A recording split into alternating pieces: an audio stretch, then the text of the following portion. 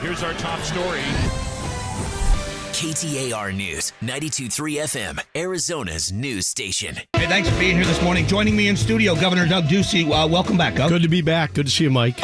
Let's start off last night. State of the Union address. What was there is such, in my opinion, there is such a policy difference between the policy of this administration, especially when it comes to the economy and business. What'd you take from it yesterday? Well, first, my mom says if you can't say something nice, don't say anything at all. That's going to make this segment challenging. But let me start out with something nice. I thought the president's comments on Ukraine were unifying. I thought they were necessary. Ukraine's cause is our cause. We're always going to be on the side of freedom and democracy, especially when it's opposed to the aggression that we're seeing from Vladimir Putin. With that being said, I think the rest of it was really disingenuous when you look at President Biden's comments on inflation, border and immigration, the crime across the country, and our energy policy. He's got words and rhetoric, but his actions don't match up. And that's what I think Americans are going to remember. I think they saw a nice speech and they saw some good applause lines, but they know that the cost of daily life is higher than it's ever been.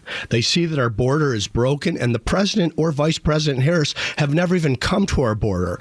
And again, he's conflating border with immigration. You have to solve the border first, and then we can talk about immigration reform. And then, of course, rising crime in our cities, fentanyl streaming across the border. Americans know this is happening. And lastly, the energy policy. He shut down the Keystone Pipeline. We were selling energy to our allies. Now we're in a position where we're buying energy from our enemies, and this is empowering Vladimir Putin and putting him in a place of leverage against NATO and our European allies. Yeah, and I agree with everything you're saying. I want to talk about the leadership angle on this. The president of Ukraine is a hero around the world for how he's rallied his people. Yes. As the chief executive, that's got to be something that you admire. Oh, I admire it very much. I would say in my lifetime, this is someone who is Churchillian. He reminds me of Winston Churchill. I mean, he's there in fatigues with his people. What he said to President Biden, that what we need is ammunition, not a ride. He's not leaving his country. He's staying there rallying his people, instructing them on how to build Molotov cocktails, giving any man or woman that wants to fight a gun and a weapon. And I'm impressed. I think all of us are impressed and inspired by his leadership and the resolve of the Ukrainian people. They didn't ask for this war. This is an act of aggression with Russia coming over their border. And so far, so good for them. I think we should continue to do more to support them. You saw that we put the Ukrainian flag alongside the American and Arizona flag at the Capitol. We also lit the Capitol up in the Ukrainian flag's colors. And I think us supporting getting ammunition, material, resources to Ukraine so that they can battle against Russia is the right thing to do. We should do everything in our power up to, but excluding, of course, we do not want to start World War III with Russia. We want to put Ukraine in a position to protect their country. Let's talk about some of the things here in the state of Arizona. There's been some clarity and now coming out about your plan for summer camps for kids to catch up. Can you give us some more details of what that's going to look like? Sure. Thanks for highlighting that, Mike. We know through the pandemic, many of our kids fell behind. So Arizona wants to catch our kids up. We're going to have a summer camp. This is going to be an engaging camp. It's going to be fun. It's going to give parents a break, but it's also going to focus on math, reading, and American civics in flexible settings so kids can get up to 8 weeks of additional instruction, 250 additional hours at no cost to their parents, along with great instructors, activities, food, nourishment, all the good things. You can go to azgovernor.gov. That's azgovernor.gov. We're committing $100 million to this program in addition to the $11.8 billion additional dollars we've put into K-12 education over the last 7 years. But we want to get our kids caught up, and we want to eliminate the learning loss that's happened. How have educators responded to this? We know there's a teacher shortage, but how are they responding to this plan? We've got a lot of teachers that are very excited and enthusiastic. It's a way for teachers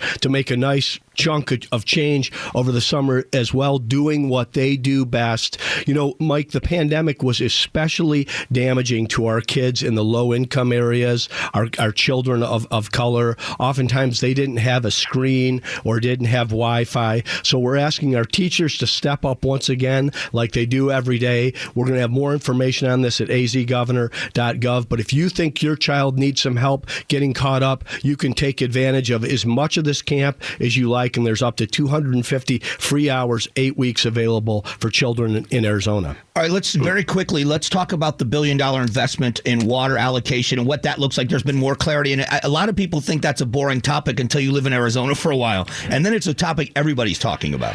And water's critical. Of course, it's critical anywhere. But here we are in the 5th largest metropolitan area in the country and the fastest growing county in the nation, 4 years running in the middle of a desert. And nobody does water better than Arizona. We use less water today in the state of Arizona than we did in 1957. But there's more work that needs to be done. We've done generational projects in the past, the SRP project, the Central Arizona project, Hoover Dam, Roosevelt Dam. We're due for another generational project. We've done some of the reforms like the Drought Contingency Plan and the Groundwater Management Act in 1980. But I talked about our relationship with Mexico, the only place that's better at water in the world than us is Israel. There's a technology called desalination. It's a technology that's actually existed since biblical times, but it's become more affordable in our time. That and some other options are on the table. Arizona is flush with cash. We want to put $1 billion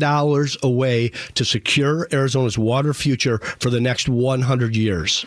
Governor Ducey is joining us here in studio. We have one more segment with the governor. We're going to talk about more things that are going on in Arizona and how this final year of his term is going to go. So we'll talk about that coming up. Fans feeling like, businesses feeling like they don't have a voice. It's millionaires versus billionaires in Major League Baseball. Do you have a voice? Have you talked to Major League Baseball? Are we going to have spring training? I've expressed my voice to Major League Baseball. These guys need to figure this out. It's time to say play ball. Let's have spring training. They've already announced, and this is disappointing, that they're not going to make opening day. The Diamondbacks were supposed to open on March 31st. The first 2 series have been canceled. I did talk to the commissioner. It was a productive conversation. We want baseball here. We want every single club and every single player here. Life is back to normal. Arizona's wide open, and we want to host spring training. So I'm calling on these guys to get the deal done. And boy, America wants baseball, needs baseball. We just came off probably the greatest NFL season of all time, except for the Cincinnati Bengals not winning that Super Bowl. But it was a great season. The Cardinals were in the playoffs, but now it's baseball season. Let's get spring training going. Let's get opening day here. Will we have some games for spring training here? We will. I am told by the league we will have spring training games here. They do have to train before they go back to their markets, and we want to host it here in Arizona, of course. All right, so before I let you go, Senator Wendy Rogers censured in the state Senate, and you were asked for comments. People are giving you a little heat for your lack of denunciation of this whole thing. Where do you stand on this? Mike, I have condemned racial statements, anti-Semitism, the entire time I've been in public office. I will continue to condemn them. I put a statement out in response to the censure of Wendy Rogers, and the censure basically says that rhetoric will not be tolerated in Arizona. It won't be tolerated anywhere. And the other thing I want to be clear is that Arizona stands with the people of Ukraine when it comes to freedom and democracy versus aggression and tyranny. We're going to be with freedom and democracy. Yeah, and I think sometimes the appearance of or the conversation isn't necessarily fair, but making sure that I ask you about the statement that she made, because it was, in my opinion, it was just an ugly thing to say. And to be associated with white nationalists is not something any of us want in the Arizona legislature. And that's why I've condemned it. And I've condemned it prior to this as well. This isn't the first time there's been a statement like this in public life. Also, I have gone out of my way to focus on getting the job done for the people of Arizona. And oftentimes, outside of the conversation we're having today, people are looking for more attention, more Twitter followers, more Facebook followers. I don't want to participate in that. So I condemn it unequivocally, and I've condemned it in the past. And going forward, I will condemn it.